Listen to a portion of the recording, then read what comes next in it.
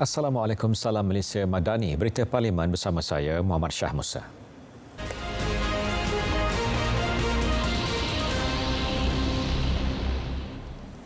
Rang Undang-Undang RUU Keselamatan Cyber Negara diluluskan Dewan Rakyat hari ini. Ia mengandungi 9 bahagian dan 64 fasal berkaitan. Kita ada sebanyak 9 bahagian dan keseluruhannya 64 pasal. Ianya menyentuh berkenaan dengan penubuhan jawatan kuasa, dan jawatan kuasa diketuai oleh Yang Amat Berhormat Perdana Menteri, dan juga ianya terdiri daripada menteri-menteri. Kita ada tempat untuk pakar dilantik, juga satu timbalan pengerusi, dan juga kalau terlihat ketua eksekutif akan menjadi setiausaha jawatan kuasa tersebut. Pun fasal 6 di dalam rang undang-undang ini jelas dan nyata disebutkan di situ bahawa satu daripada fungsi jawatan kuasa adalah untuk menyelia pelaksanaan yang berkesan akta ini. Menyentuh fasal 2/2, Menteri Digital berkata ia tidak memberi imuniti keseluruhan kepada Kerajaan Persekutuan atau Kerajaan Negeri. Sementara bagi fasal 59 RUU tersebut, artikel 145/3 Perlembagaan Persekutuan boleh dirujuk. Kita lihat pada Seksyen 22. Seksyen 22 itu tidak memberikan imuniti keseluruhan. Seksyen 22 itu menyatakan dengan cukup jelas tidak boleh didakwa di bawah akta ini. Di bawah akta ini. Maksudnya ada peruntukan lain yang boleh terpakai. Ini berkenaan dengan aspek Seksyen 59. Yang Berhormat Pasir Gudang, saya faham khawatir ni perasaan Yang Berhormat kerana peruntukan ini. Tapi Yang Berhormat bila sebut berkenaan dengan tort dan jenayah, kita kena balik kepada artikel 145/3 Perlembagaan Persekutuan.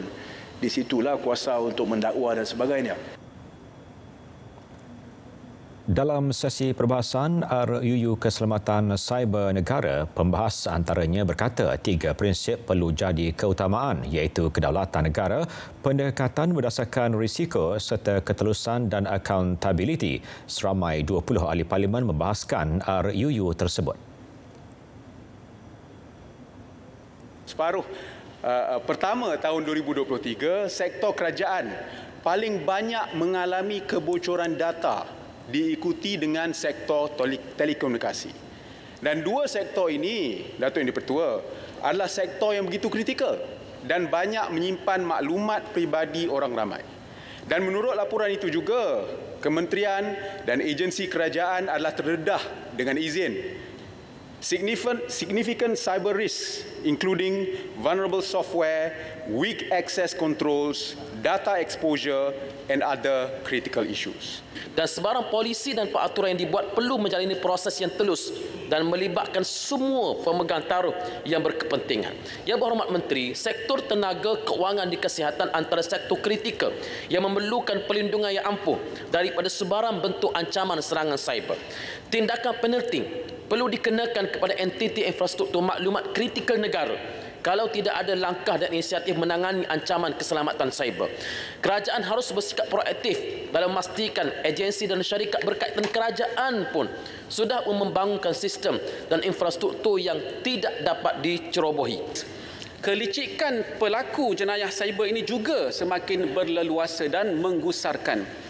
Jadi kalau kita nak ada pakar yang boleh memastikan tidak ada berlakunya ancaman kepada cyber, kita juga perlu ada pakar yang tahu tentang selok-belok penipuan. Itu maksudnya. Pasukan Respon Kecemasan Komputer Malaysia ataupun MyCERT dalam statistik laporan insiden melibatkan jenayah cyber memaklumkan bahawa bagi tempoh 2 bulan dalam tahun 2024, 1027 kes dicatatkan dengan jenayah penipuan cyber mendominasi senarai jenayah cyber yang ada. Dalam pada itu, ahli Parlimen Pasir Gudang membangkitkan fasal 2/2 RUU tersebut. Yang pertama ialah fasal 2/2. Saya baca di sini. Tiada apa-apa pun jua dalam akta ini boleh menyebabkan Kerajaan Persekutuan dan Kerajaan Negeri didakwa bagi mana-mana kesalahan di bawah akta ini. Saya rasa ini tidak sesuai, Tuan Pengerusi, ya. Ini seolah-olah kita membagi keadaan yang kebal kepada kerajaan persekutuan dan kerajaan negeri. Sedangkan kita hendakkan satu keadaan yang transparan, bertanggungjawab. Bila kerajaan isytiharkan darurat misalnya, Baginda Agong yang lakukan proklamasi, itu pun boleh dicabar di mahkamah. Mengapa pula yang undang-undang keselamatan cyber ini kerajaan pusat dan kerajaan negeri dibagi immunity pula?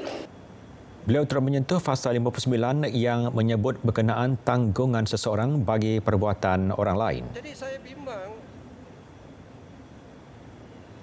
boleh dicabar di mahkamah soal undang-undang ini dalam seksyen yang tertentu itu tidak berperlembagaan, unconstitutional, dan seksyen itu bersifat ultra vires dan bercanggah dengan Evidence Act, bercanggah dengan CPC, Kanun Acara Jenayah. Jadi saya mohon kalau boleh dipindah-pindahlah.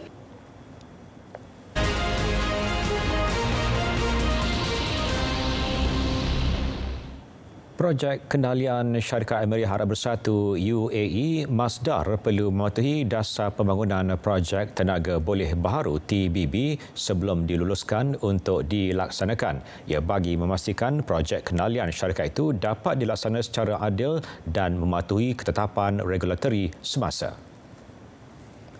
Jelas timbalan Perdana Menteri Datuk Seri Fadilah Yusof, pelaksanaan projek juga perlu mengambil kira impak terhadap kawasan sekitar.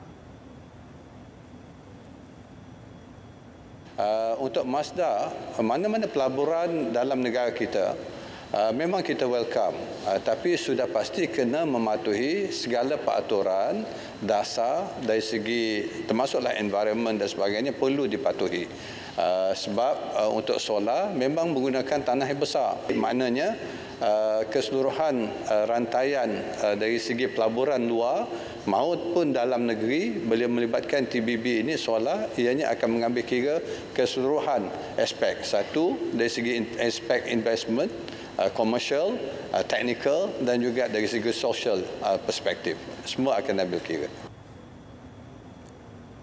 Majikan sektor awam dan swasta digalakkan menubuhkan taman asuhan kanak-kanak ataupun TASKA di tempat kerja masing-masing. Menteri Pembangunan Wanita Keluarga dan Masyarakat Datuk Seri Nancy Shukri berkata, pihak majikan boleh berhubung dengan Jabatan Kebajikan Masyarakat JKM sekiranya bercadang berbuat demikian. Terdapat 4 jenis TASKA yang boleh didaftarkan, iaitu TASKA institusi, TASKA di tempat kerja, TASKA komuniti dan TASKA di rumah. Kementerian Pembangunan Wanita Keluarga dan Masyarakat KPWKM sentiasa menyokong usaha agar pihak majikan menyediakan taman asuhan kanak-kanak iaitu TASKA di tempat kerja. Ini merupakan salah satu sistem sokongan kepada ibu bapa agar dapat bekerja dengan lebih komited, menghasilkan mutu perkhidmatan yang lebih baik. Seterusnya meningkatkan produktiviti dalam perkhidmatan mereka.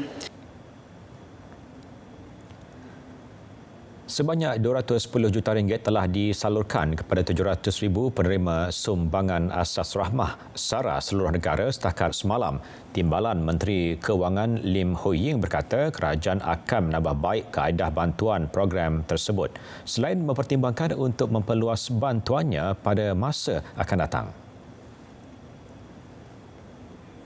Penggunaan kredit program SARA diperluas daripada hanya makanan asas kepada 3 kategori barangan asas tambahan iaitu barangan kebersihan diri, ubat-ubatan dan peralatan persekolahan.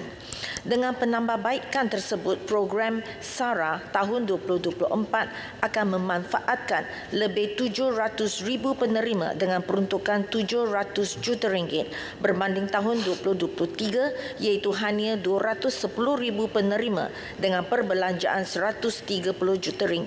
Ini melibatkan peningkatan peruntukan lebih 5 kali ganda berbanding tahun lepas. Mengenai komuniti rukun tetangga KRT, Timbalan Menteri Paduan Negara Saraswati Kandasamy memaklumkan tiada peruntukan khas KRT untuk membeli atau menyewa premis bagi menjalankan operasi.